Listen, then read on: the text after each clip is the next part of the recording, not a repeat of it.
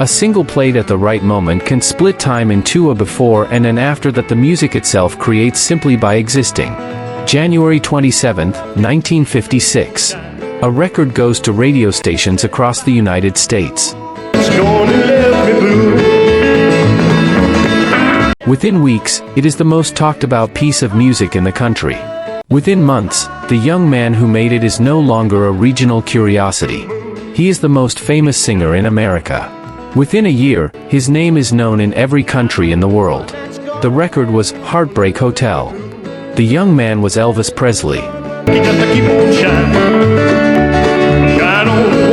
And what happened between the moment that record arrived at radio stations and the moment Elvis Presley became a permanent fixture of global culture is one of the most extraordinary stories in the history of popular music. This is that story. The song that made Elvis a legend forever, how it was written, how it was recorded, why it landed the way it did, and what it changed permanently about American music and American life. Stick around because the song almost wasn't his. The lyrics came from a suicide note, and the record label that distributed it thought it was too dark for mainstream radio in 1956. All of that is coming. Let's start from before the song existed.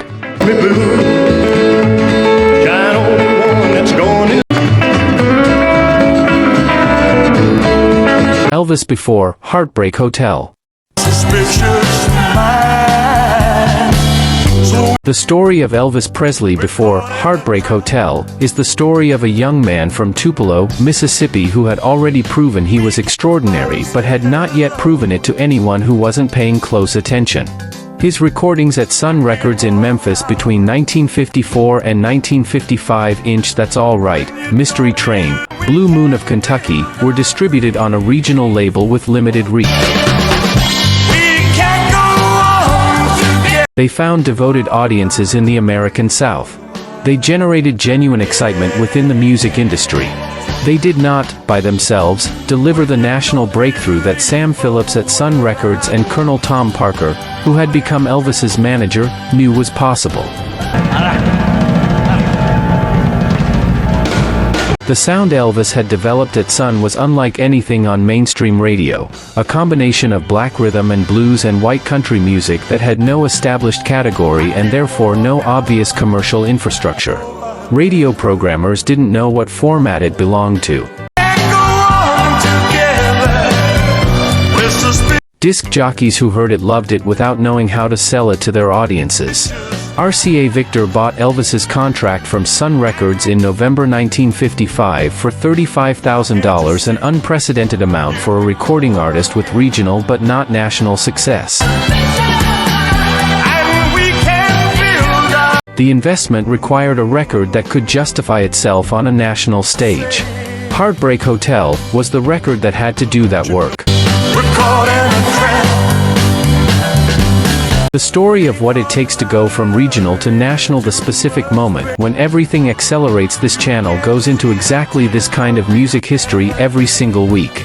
Subscribe so the next deep dive finds you. What you doing to me? Because I love you. The song before the song. Heartbreak Hotel did not begin as a song. It began as a newspaper article. Tommy Durden, a musician from Florida, read a newspaper account of an unidentified man who had jumped from a building in Miami. The man had left a note that contained one line, "I walk a lonely street." Durden brought that line to Mae Boren Axton, a Florida schoolteacher and music promoter who had connections to the Nashville music industry. Axton took the line and the feeling behind it, the specific desolation of a person so completely alone that their only communication with the world was a single sentence on a piece of paper before they ended everything and built a song around it. The hotel in the lyric was conceived as the destination at the end of that lonely street, a place so far down the emotional spectrum that its guests were so lonely they could die. The production concept that Axton had in mind was dark enough that she was told by multiple people in the industry that the song was too bleak for mainstream radio. She brought it to Elvis at a DJ convention in Nashville in November 1955, the same month RCA had purchased his contract. The timing was precise. Elvis was on the verge of his first major label recording session. So lonely they could die. He needed material. He heard Heartbreak Hotel and told Axton immediately that the record was going to be a million seller. He was right. But he had no way of knowing yet how much larger than a million it was going to become. I don't want to quit, do we, man? You gotta tell the tale. The recording session. RCA Victor's recording facilities in Nashville were available to Elvis for the first session on his new label in January 1956. The musicians assembled around him: Scotty Moore on guitar, Bill Black on bass, DJ Fontana on drums, and Floyd Kramer on piano were the core group that had been working with Elvis through the Sun Records period. The familiarity between them was part of what made the session work. The sound that Elvis and producer Steve Scholz were trying to capture was something that RCA's engineers initially struggled to understand. Elvis wanted the echo and the depth that Sam Phillips had used at Sun, a production approach that felt raw and immediate rather than polished and formal. Nashville's studio sound in 1956 was built around something considerably cleaner. The solution was to move the musicians around the room, to adjust the distance from the microphone, to use the physical space of the studio as an instrument in itself. The cavernous echo on the final recording, that specific quality that makes the record sound like it was recorded somewhere between a Mississippi church and an empty warehouse at midnight, was achieved through the deliberate manipulation of the recording environment rather than through electronic processing. Elvis recorded Heartbreak Hotel in a session that lasted through the evening. Multiple takes were attempted. The vocal on the final released version captures something that the earlier takes didn't: a combination of vulnerability and menace, of sadness and the specific edge that Elvis brought to material that was emotionally serious. The record was released January 27, 1956. What happened next was unlike anything the American music industry had seen before.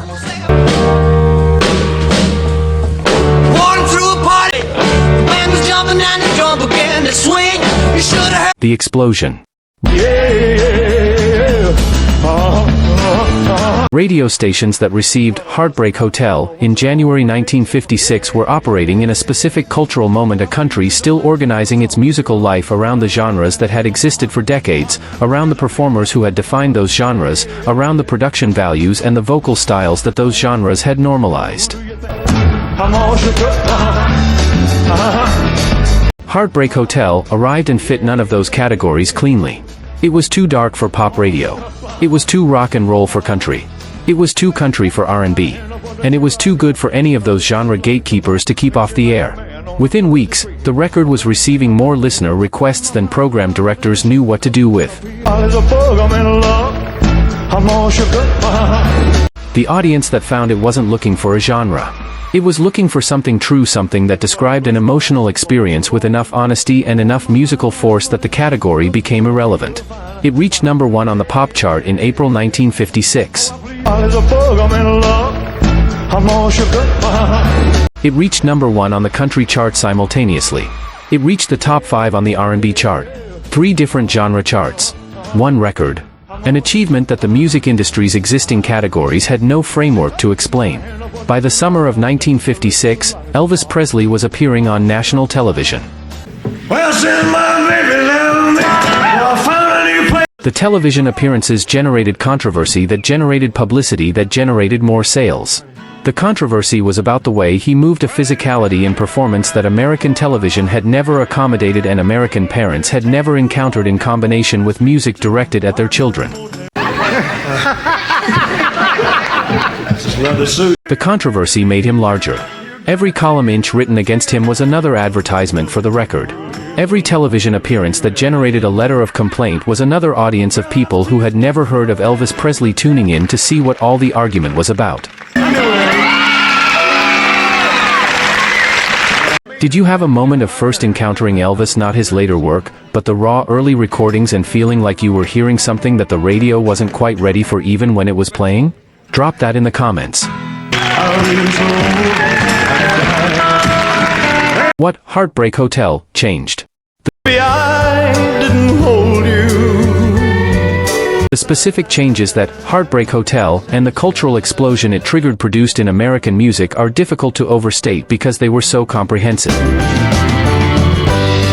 I guess I never. The sound itself, that combination of blues feeling, country structure, and rock and roll energy, gave a name and a commercial model to something that had been developing in American music for years without a mainstream vehicle. You were always on my. The artists who had been creating the foundational elements of rock and roll in Black American music, Little Richard, Chuck Berry, Fats Domino, had been doing so for an audience that the American music industry's mainstream gatekeepers had not yet prioritized. Quite as often as I could have. Elvis's crossover success, built on a sound that drew directly from that tradition, opened the mainstream market in a way that accelerated everything. The controversy around his television appearances accelerated a generational negotiation about what American popular culture was going to look and sound like in the second half of the 20th century. As I could have.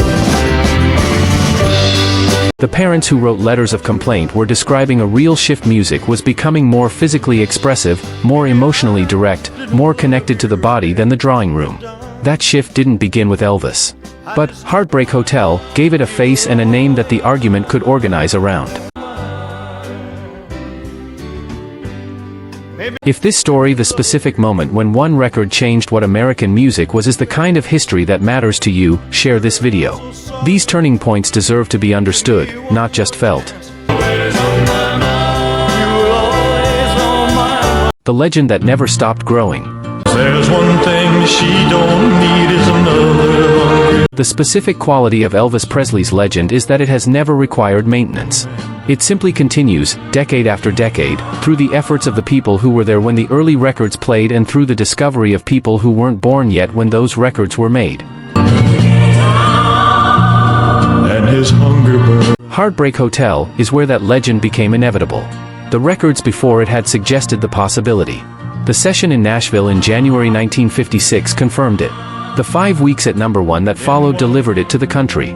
Elvis Presley went on to record over 600 songs, appear in 31 films, perform sold-out concerts across 4 decades, and accumulate a commercial legacy that has never stopped generating revenue long after his death in 1977. But the foundation of all of it, the specific moment when he stopped being a regional phenomenon and became something the entire country needed to have an opinion about, was Heartbreak Hotel. A suicide note. A schoolteacher's melody. And his mama cried. A young man from Tupelo who heard the demo at a convention in November 1955 and told the songwriter she had a million seller. He was right. But he underestimated it significantly. The song that made Elvis a legend forever has now been a legend for nearly 70 years. It is still the record most clearly associated with the moment everything began, the specific sound of a before becoming an after, of a regional career becoming a permanent global fact. Which Elvis record is the one you return to the most? The early rock and roll recordings, the ballads, the comeback performances, and what does it take you back to when you hear it? Drop that in the comments. A song that began with a suicide note. A recording session that lasted one evening in Nashville. A record that topped 3 different genre charts simultaneously in 1956 and told the American music industry that the world it had organized was about to be reorganized around something it hadn't built and couldn't fully control. Heartbreak Hotel made Elvis Presley a legend. And the specific thing that made it capable of doing that, the combination of Mae Boren Axton's dark lyric, Elvis's vulnerable menace in the vocal, and a production that sounded like nothing else on American radio, is the same thing that makes legends out of any record. It told the truth. Loudly enough that everyone had to listen. That is still the only reliable formula. One truth. Loud enough. delivered by the right voice at the right moment.